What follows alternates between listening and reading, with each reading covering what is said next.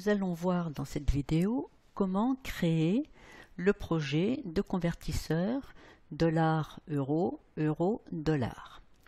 Si l'on reprend notre algorithme, nous voyons que nous avons besoin de 5 variables pour faire ce convertisseur. Nous allons commencer ici par enlever le lutin, le petit chat, et créer nos 5 variables. J'ai une première variable dont j'ai besoin, c'est celle qui va me dire les dollars que je cherche à changer. J'en ai une deuxième qui va me dire quels sont les euros à changer.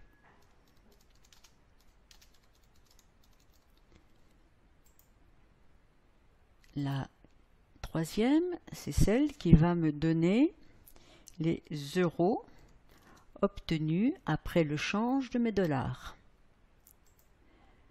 Quatrième, ce sont les dollars obtenus après le change de mes euros. Et enfin, la cinquième variable, c'est le taux de change. Voilà. Alors, ce taux de change, je vais le mettre par là.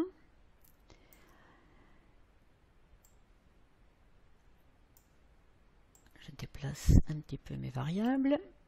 Alors, les euros à changer.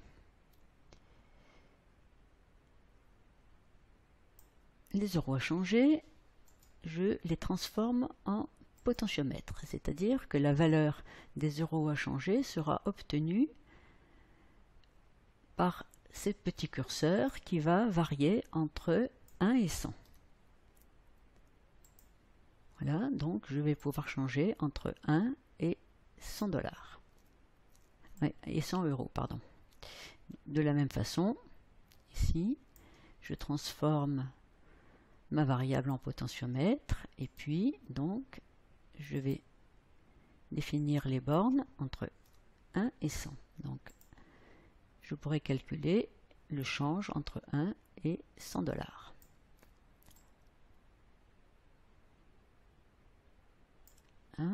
Et voilà. Et puis, alors, soit je peux le laisser comme ça, soit je peux aussi ici mettre mes variables en grande lecture, ce qui permettra en fait d'afficher de plus grandes valeurs. On verra tout à l'heure comment ça fonctionne. Alors, mon taux de change, il est fourni par l'utilisateur du projet et c'est un petit lutin ici qui va se charger de demander la valeur de ce taux de change. Voilà. Alors, voyons, on va peut-être un petit peu diminuer la taille de ce lutin. Voilà. Alors, quel est le script de ce lutin?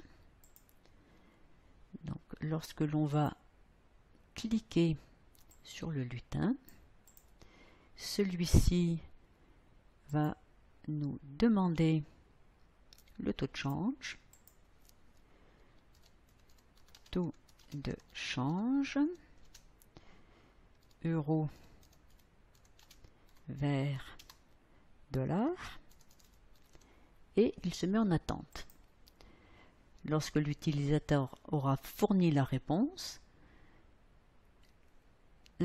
arrive ici dans cette variable réponse et je vais mémoriser donc la réponse dans la variable taux de change.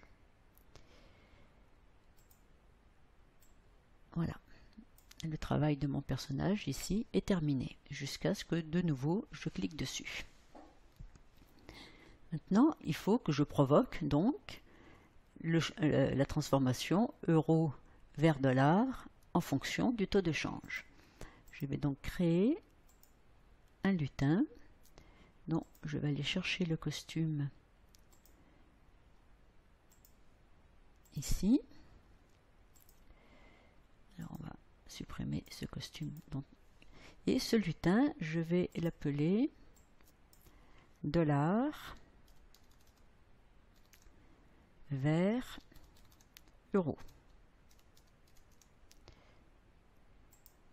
Donc, ici, c'est celui qui va me servir à la conversion $-euro. J'en crée un deuxième qui aura le même costume.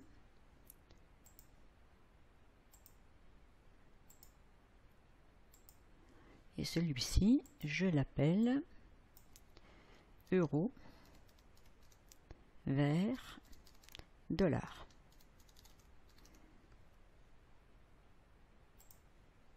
Et lui me servira à la conversion de mes euros en dollars.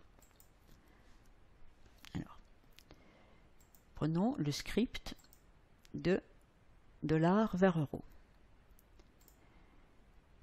Lorsque ce bouton est cliqué, je vais mettre dans ma variable euro, résultat du change, la valeur $ à changer divisé par le taux de change.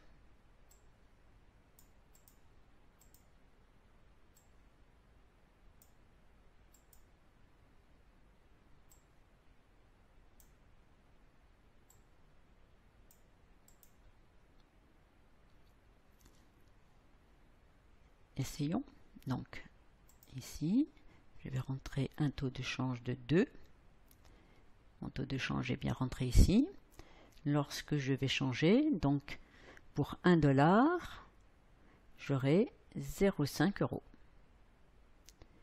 Donc, je vais procéder au même calcul pour la conversion euro vers $. Donc, quand le lutin est cliqué, dans ma variable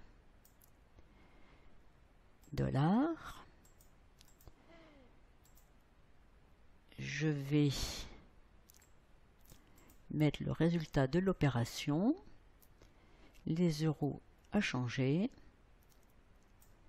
multiplié par le taux de change.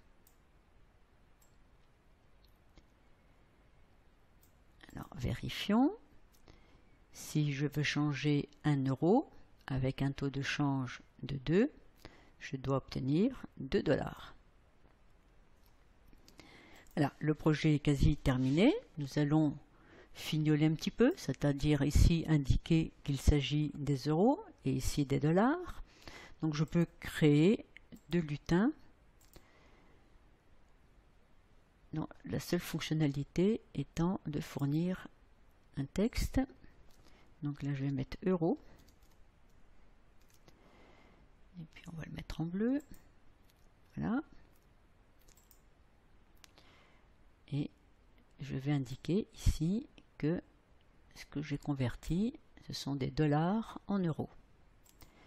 De la même façon, je crée un deuxième lutin qui aura pour texte dollars.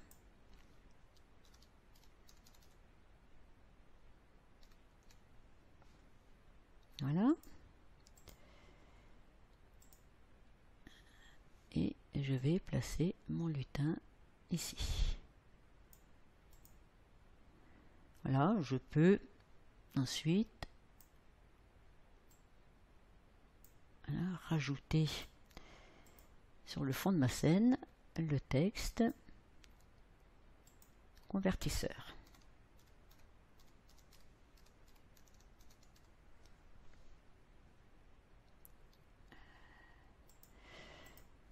Voilà. Donc alors, reprenons. Je demande un nouveau taux. Alors, on va mettre un taux de 3. Un taux de 3.